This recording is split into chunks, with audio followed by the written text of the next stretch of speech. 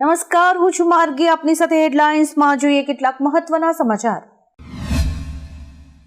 ચાંદીપુરા વાયરસે ગુજરાતમાં હાહાકાર મચાવ્યો છે. રાજ્યના કુલ 28 જિલ્લાઓમાં વાયરસ ફેલાઈ ચૂક્યો છે. એની ચપેટમાં આવેલા 71 બાળકોના મોત પણ થયા છે. બીજી તરફ હજી પણ 159 શંકાસ્પદ કેસ સામે આવ્યા છે.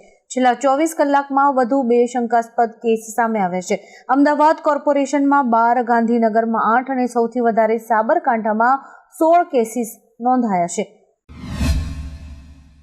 અમદાવાદમાં છેલ્લા 2 દિવસથી ભારે બફારો જોવા મળી રહ્યો છે. ત્યારે હવામાન વિભાગ દ્વારા અમદાવાદ અને સુરતમાં ભારે વરસાદની આગાહી કરાઈ છે. આગામી 2 દિવસમાં વાતાવરણમાં પલટો આવશે અને ભારે વરસાદ ખાબકશે.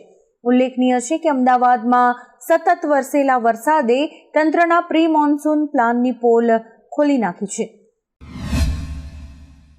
બાંગ્લાદેશમાં અત્યારે પરિસ્થિતિ કાબૂમાં જ નથી આવી રહી. શેખ હસીનાએ વડાપ્રધાન પદ છોડતા જ દેશમાં અરાજકતાનો માહોલ છે, જેમાં લોકો દરેક જગ્યાએ તોડફોડ કરી રહ્યા છે, જ્યારે કે બાંગ્લાદેશની સેના લોકોને શાંતિની અપીલ કરી રહી છે. શેખ હસીનાએ ભારતમાં આશરો લીધો છે.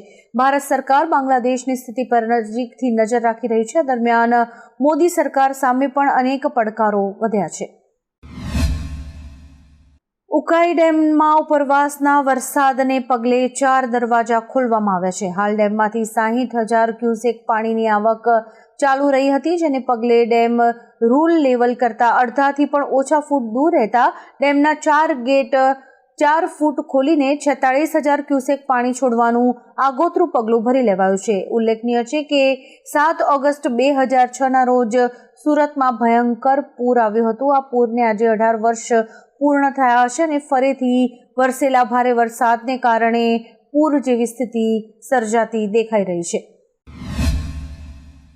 ઉપરવાસમાંથી ભારે વરસાદને કારણે તેલંગાણામાં કૃષ્ણા નદી પરના નાગાર્જુન સાગર ડેમના 22 દરવાજા નીચેની તરફ પાણી છોડવા માટે ખોલવામાં આવ્યા હતા. સોમવારે રાત્રે પાણીનો પ્રવાહ 3.55 લાખ ક્યુસેક સુધી પહોંચતા વધુ દરવાજા ખોલાયા હતા. ઉલ્લેખનીય છે કે મેઘાએ દક્ષિણ ભારતને પણ ગમરોળ્યું છે. જ્યારે નાગાર્જુન સાગર ડેમ ઓવરફ્લો થયો હતો ત્યારે ડેમના 22 દરવાજા ખોલાતા અદ્ભુત નજારો સર્જાયો હતો. મધ્યપ્રદેશમાં કોંગ્રેસના વરિષ્ઠ નેતા સજ્જનસિંહ વર્માએ વિવાદિત નિવેદન આપ્યું છે. તેમણે કહ્યું છે કે શ્રીલંકા અને બાંગ્લાદેશ જેવી સ્થિતિ ભારતમાં પણ બનવાની છે. જે રીતે જનતા શેખ હસીનાના ઘરમાં ઘૂસી હતી, તે જ રીતે જનતા મોદીજીના ઘરમાં પણ ઘૂસી જશે. પહેલા શ્રીલંકામાં લોકો વડાપ્રધાનના ઘરમાં ઘૂસ્યા, પછી બાંગ્લાદેશમાં આવું થયું, હવે ભારતનો વારો છે. તેમના નિવેદનવાળો વિડીયો પણ અત્યારે ભારે વાયરલ થઈ રહ્યો છે. લોકસભામાં વિપક્ષના નેતા રાહુલ ગાંધીએ વાયનાડ મુદ્દે કહ્યું, મેં મારી બહેન સાથે મળીને આ દુર્ઘટનામાં લોકોની પીડા અને વેદના જોઈ છે. 200થી વધુ લોકો માર્યા ગયા છે અને મોટી સંખ્યામાં લોકો ગુમ છે. હું કેન્દ્ર સરકાર, રાજ્ય સરકાર, એનડીઆરએફ, એસડીઆરએફ, આર્મી, નેવી અને અન્ય રાજ્યોના કામની પ્રશંસા કરીશ. આ બહુ મોટી દુર્ઘટના છે. હું કેન્દ્રને વિનંતી કરીશ કે તેને રાષ્ટ્રીય આપત્તિ જાહેર કરે અને પુનર્વસન પેકેજ આપે. સુપ્રીમ કોર્ટમાં ચીફ જસ્ટિસ ચંદ્રચૂડે વકીલને કહ્યું, મહેરબાની કરી કોર્ટને સૂચના ન આપો.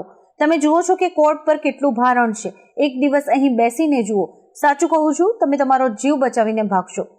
ચીફ જસ્ટિસે આવું એટલા માટે કહ્યું કે વકીલો વારંવાર શિવસેનાના ધારાસભ્યોને અયોગ્ય ઠેરવવા સંબંધિત કેસની સુનાવણી માટે તારીખ માંગી રહ્યા હતા, જેના પર તેમણે આ ટિપ્પણી કરી હતી.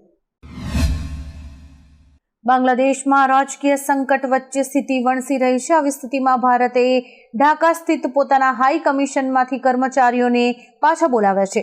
ભારતીય હાઈ કમિશનના 190 કર્મચારીઓને એર ઇન્ડિયાની વિશેષ ફ્લાઇટ દ્વારા ભારત પરત લાવવામાં આવ્યા છે. હવે ઢાકામાં ભારતીય હાઈ કમિશનમાં માત્ર 30 કર્મચારીઓ જ બચ્યા છે. યાહ્યા સિનવાર હમાસના નવા નેતા તરીકે ચૂંટાયા છે. એક નિવેદન જારી કરીને હમાસે કહ્યું કે ઇસ્માઇલ હાનિયાના મૃત્યુ બાદ યાહ્યા સિનવારને નવા નેતા બનાવવામાં આવ્યા છે. 1 જુલાઈના રોજ તહેરાનમાં મિસાઇલ હુમલામાં હમાસ ચીફ ઇસ્માઇલ હાનિયાનું મોત થયું હતું. 7 ઓક્ટોબર 2023ના રોજ હમાસે ઇઝરાયેલ પર 75 વર્ષનો સૌથી મોટો હુમલો કર્યો હતો, જેમાં 1200થી વધુ લોકો માર્યા ગયા હતા. સિનવાર તેનો માસ્ટર માઇન્ડ હતો. વિનેશ ફોગાટ ફાઇનલ નહીં રમી શકે. પેરિસ ઓલિમ્પિકમાંથી ખરાબ સમાચાર સામે આવ્યા છે. વિનેશ ફોગાટને 100 ગ્રામ વજન વધારે હોવાથી ડિસ્ક્વોલિફાય કરી દેવાય છે. ઇન્ડિયન એક્સપ્રેસના અહેવાલ મુજબ બુધવારે સવારે ગોલ્ડ મેડલ માટેની ફાઇનલ મેચ પહેલા વિનેશ 50 કિલો વજન જાળવી શકી ન હતી. વિનેશ ઓલિમ્પિકમાં 50 કિલોગ્રામ વજન વર્ગમાં રમી રહી છે, જેની સાથે જ ઓલિમ્પિકમાં ગોલ્ડ મેળવવાનું ભારતનું વધુ એક સપનું તૂટી ગયું છે. બાંગ્લાદેશમાં હિંસાના કારણે સ્થિતિ સતત ખરાબ થઈ રહી છે. હિંસાનું તાંડવ હજુ પણ જારી છે. મંગળવારે બાંગ્લાદેશમાં શેખ હસીનાની પાર્ટી અવામી લીગ અને તેના સહયોગી પક્ષોના ઓછામાં ઓછા 29 નેતાઓ અને તેમના પરિવારના સભ્યોના મૃતદેહ મળી આવ્યા હતા, જેમાં અવામી લીગના 20 નેતાઓ પણ સામેલ છે. આ તમામની હત્યા કરાઈ છે. બાંગ્લાદેશમાં રાજકીય સંકટ વચ્ચે હિન્દુઓ ઉપર પણ હુમલા થઈ રહ્યા છે. જમાતે ઇસ્લામીએ પણ આ વાત સ્વીકારી છે. વડાપ્રધાન શ્રી નરેન્દ્રભાઈ મોદીએ શરૂ કરેલા હર ઘર તિરંગા અભિયાન અંતર્ગત ભાજપ દેશભરમાં 10 ઓગસ્ટથી તિરંગા યાત્રા શરૂ કરશે. આ દરમિયાન દેશ માટે બલિદાન આપનારા શહીદોને શ્રદ્ધાંજલિ પણ અર્પણ કરાશે. ગુજરાત ભાજપ પણ 10 તારીખથી તિરંગા યાત્રા શરૂ કરશે.